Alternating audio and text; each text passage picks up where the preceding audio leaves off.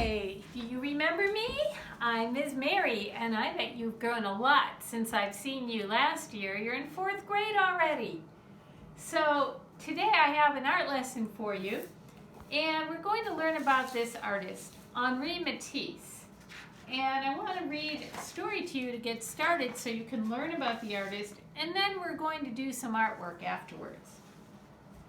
Henri Matisse was one of the most important painters of the 20th century. He said he wanted his artwork to give people pleasure and be soothing, kind of like a comfortable armchair you can rest in after a hard day's work. Henri Matisse's greatest works do just what he wanted, by perfectly balancing simple shapes and beautiful colors. His paintings seem to make you feel good all over. Sometimes, Henri added decorative lines and colorful patterns to his paintings. He often let the plain white canvas show through in spots to give his colors a bright, sparkling feel. Henri Matisse was born in the north of France in 1869. Unlike most great artists, Henri didn't show the least bit of interest in art while he was growing up. They have a little cartoon. Henri, you've been in the way all day. Why don't you go draw or finger paint or something? No, thanks, Mom. I'd rather count these sunflower seeds. His parents owned a general store that sold seeds, grain, and household goods. Henri's father expected him to either work at the store or to become a lawyer when he grew up. Henri ended up going to law school, but he found it really boring. It wasn't until Henri was 20 years old that he discovered how much he loved art. While Henri was recovering from a very serious illness called appendicitis, his mother gave him a box of paints so he would have something to do. This was the most important moment in Henri Matisse's life. Suddenly he was no longer bored. Henri found out that he loved to paint. And here he is, yahoo, I'm no longer bored, I'm happy. After he got better, Henri got a job as an assistant lawyer in his town. He took some art courses early in the morning before work started. Soon he was spending more and more time drawing and painting.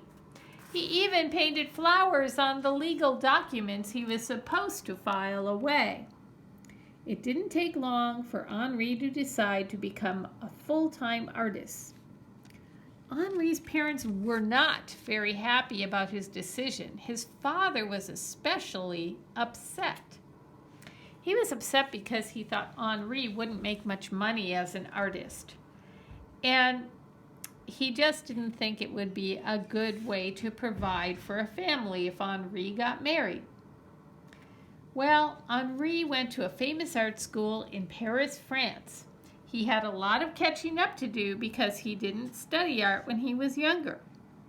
He worked very hard studying all the things he would need to know to be a good artist. He learned about things like figure drawing, perspective, and composition.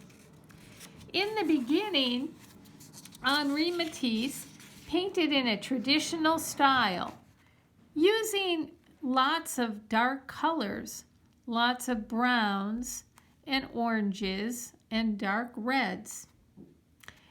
After a while, though, Henri met another artist named John Russell. Henri became very interested in the way Russell used bright dabs of color. Henri began to study other Impressionist painters like Claude Monet, and this one is by Camille Pissarro. Soon, Monet began to add more colors to his own paintings. In this painting, he's still using some of those traditional colors, but he started to add beautiful flecks of color into this painting. He loved the new colors he put in his painting, and he decided to leave art school and try painting in his own way. During the years that Henri was experimenting with his art, he was not able to sell many paintings at all. By this time, Henri was married. He had a wife named Amélie, he had 2 sons, and he had a daughter. But he didn't make enough money to support his family, and they had to move back in with his parents for a while.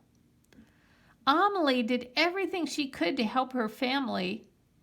Besides raising their family, she also modeled for Henri, and she worked in a hat shop to make extra money. She was making hats. The Matisses were so poor and hungry at this time that Henri said he was often tempted to eat the fruit he used as models for his still life painting. This is kind of a funny cartoon. It says, "How's your new painting coming along, dear?" He says, "I'm not sure. Something is missing." It looks like he ate the apples and bananas and oranges. This is a painting that Henri Matisse made of his wife Amélie wearing a great big hat. But when people saw it, they were shocked. This painting caused an uproar because of all of the colors that he used. Look at her face. Greens, reds, blues, pinks, yellows, all within her face. People were shocked. They thought that Henri and his friends who were making paintings like this just slapped wild colors on the canvas. They were especially angry about this painting of Amélie with a hat. Some people were so insulted they wanted to destroy the paintings. A writer who saw the show said, "These artists, they're just fauves." And I have this written down. Fauves is a word. It rhymes with the word stoves. So you can try saying it. Fauves. And that word means wild beasts. So the writer said, "These artists, they're just fauves. They're just wild beasts." Well, Henri Matisse and his friends thought that was pretty funny. They actually liked being called fauves. And their art, after a while, using such bright colors, was called fauvism, which means wild beastism. The fauve period lasted only a short time for Henri Matisse. He was more interested in looking for new ways to improve his art. He worked very hard at his paintings. He often used windows in his paintings and lots of patterns and color. He made this painting called Dance for another man who asked him to make a painting for him.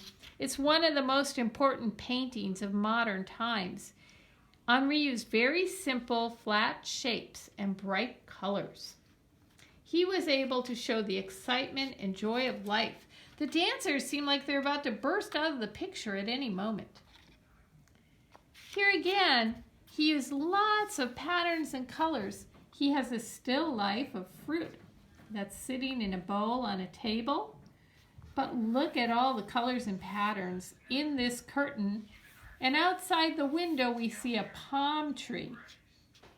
Well, when Henri got older, he became quite sick. And he got too sick to sit at an easel and paint his paintings. He had to be in bed for a long time. And at this point, he started making art in a new way. He started doing something called drawing with scissors. He had an assistant who would paint for him really large pieces of paper, as big as a wall.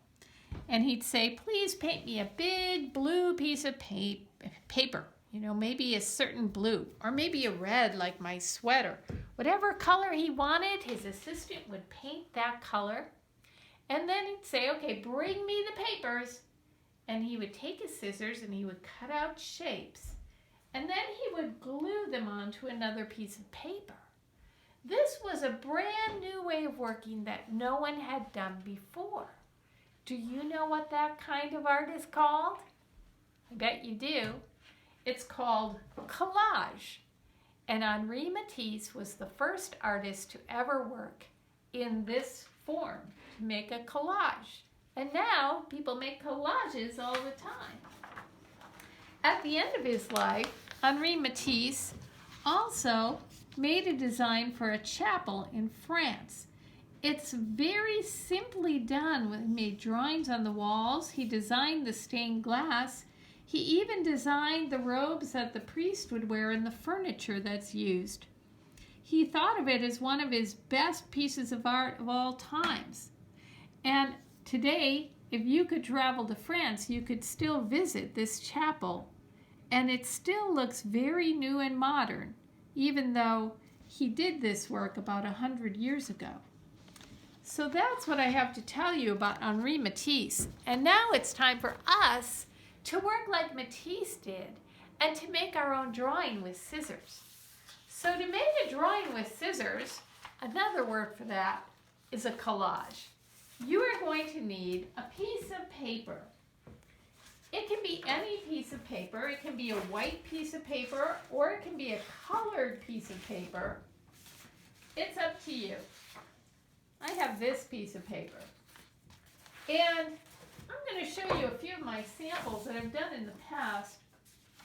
On this one, I started with a purple piece of paper and I made the inside of a room when looking outside of a window at night. And I tried to make it like I thought Matisse might make it. And then I made this smaller one. This is outside of the window looking in, and it's a holiday picture. We're thinking about this winter time of year and what might be around.